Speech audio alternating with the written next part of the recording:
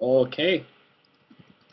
Let's see if they're ready. All right. So FUBAR here he's a Terran player. Is that what we're saying? Yeah, he's a gold Terran player, mostly team games. So that'll be something interesting. And LoveToKill is a high platinum player with a lot of games. So he's a 1v1 veteran here compared to FUBAR. Right. But we'll see how this works, and let's go ahead and start this game, hey?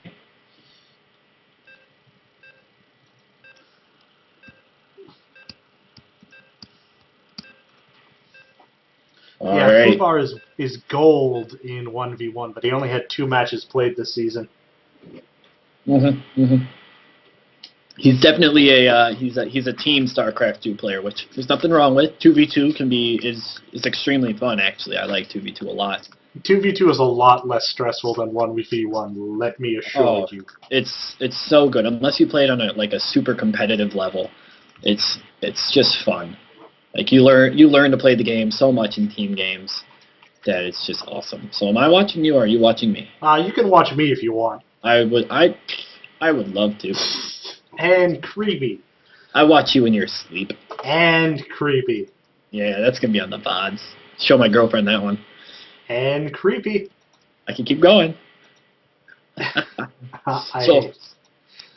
Alright, so these guys are spawning close by air, which is always interesting for Zerg. We can see that LoveToKill has sent his Overlord of Scouting in the correct direction. Well, first of all, we should introduce our players. We have FUBAR, our Terran player, in the green, and LoveToKill, our Zerg player, in the red. Now, LoveToKill, one of the advantages of playing Zerg is you get your Overlords to scout, so he's going to get a perfect view of whatever FUBAR is doing up until he gets that first Marine out of the base to chase. FUBAR with the standard opening, throwing down a supply depot. So we're going to see what LoveToKill is going to do. Is he going to go, something sort of short, like maybe a 14 pool, or maybe he's going to go sort of 15 hatch pool. I don't know. We'll see what he's going to do. I have a feeling he's going to early expand on that one, but we'll see.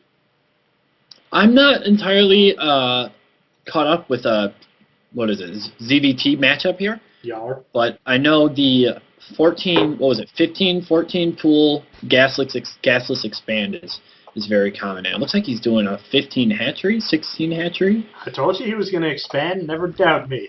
Hatchery first? That's pretty old school, actually. Yeah, 15 I mean, people still do it, but yep. that is old school. Yep. As far as StarCraft 2 goes. It's not like Brood War old school, but... Well, yeah. It's actually interesting. He brought back his Overlord into his base. I guess you saw the racks going up. It looks like FUBAR's coming with either a 2 racks pressure, maybe an attempt at a bunker contain, or an expand behind it. But we see 2 racks right now. He's completed the wall off. Our Zerg player's about halfway through the second base. And we have the satellite dish going up on the roof of the command center so they can watch the fights.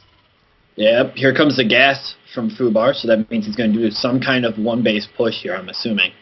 It's usually what gas means. Usually the Terran will always expand gasless, right? At least right away. So I think that's the way he goes. Yeah, well, if he's going to go Marine Marauder, he's going to need some gas. The spawning pool is finished for our Zerg player.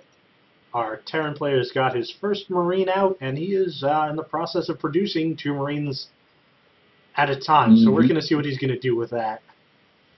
FUBAR is actually ahead on food, so his macro is actually pretty good. Well, he was ahead on food for a while. His macro is actually pretty good. Huh. Oh, he's got to definitely be doing some sneaky Marine play here. I'd like to see him push out when he gets 6. Yeah, a Mega Rax would be interesting. So right now he has 5 Marines there. I would like to see him push right now. I think that would be really aggressive and really awesome by FUBAR. Yeah. The 6 Marines, 1-shot Zerglings. That's a fact to note. Yeah. Day 9 told you. Day 9 told me so, so it must be true. LoveToKill moved out. He grabbed the Xelnaga Watchtower. He's checking for expansions, doing everything he needs to do, and now he's about to get ruffle stomped. Ruffle, ruffle, ruffle, ruffle, ruffle. So now we can see he's taking his Zerglings and he's retreating into the base, and now he's going to continue to produce right now. He was going for the Baneling Nest, a nice Zerg strategy of the Baneling bust. But I love this. I love this by FUBAR. Here it is. Just like I said, 6 Marines taking the tower, just so that LoveToKill saw it at least, is more than enough.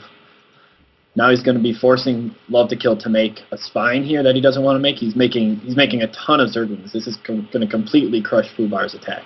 But it's still, the damage has been done already just by making those. He might even be able to get a queen if he works at it really hard. Ooh, looks like he's got it. Oh, if he had he got the surround. I mean, if he had focused fired the queen, he'd have lost all his marines, but he would have taken the queen down, which, you know, slows down the larva inject and so on and so forth. So right now we got a marauder coming out. I'd really like to see FUBAR put a bunker up, because he's going to be in a little bit of trouble, especially those Zerglings all have speed on them, and those marines are toast. This is a little overly aggressive by FUBAR now. I like the aggressiveness, but I think he's hurting himself here. Now he's throwing down 2 bunkers, but I think that's going to be too late. He sent out too many units to... Oh, and he's got to pull up that supply depot, or he's about to be in trouble. Yeah, he pulls up the supply depot. He should really cancel that bunker. Yep, we see the cancel going on. He's going to lose an SCV, so right now FUBAR is backed up into his base. LoveToKill doesn't have what it takes to get in there right now, but I'm pretty sure his Baneling nest finished. So all he needs, he's going to morph some Banelings. He's got 8 more Zerglings on the way. He's supply blocked at the moment, but, you know, Banelings, Banelings, Banelings, Banelings, Banelings. Ooh, double factory here from FUBAR. This looks like he's going to do some Hellions, I think, or he's going to try and tank. He's probably going to go Marine tank with those. I understand that, however, he's only got 1 dude mining in his lower refinery.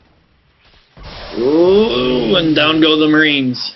He's got to raise that supply depot again, but he killed enough Banelings at least where he can't be busted too well. Not all that well, but he's got to get an SCV to repair that supply depot stack. Hopefully. Yeah. And we see 14 more lings coming from LoveToKill. Wow, 26 lings coming from LoveToKill. Looks like he's going for the Zerg Baneling bust all in, destroy everything. I like this play. I think it's a good decision to do these Banelings. After that counterattack killed so many units, I think it's a good thing to just finish the game here. Yep, and he's not even hedging his bets. He's building a Roach one just in case it doesn't work. I like to see that, you know, preparing for the future, but this Baneling bust should be more than enough to get in there. Yep, they take down the supply depot, the Lings get the run by, they surround the Marines, and that's going to be game. That was a good game by FUBAR. I really liked it. It was just one bad decision, and that was it. Too much early pressure. He made his first initial advance, and then he should have stopped there. Absolutely, yeah. The decision, he should have advanced and then sat where he was. Okay, so why don't we try to get Trollolol versus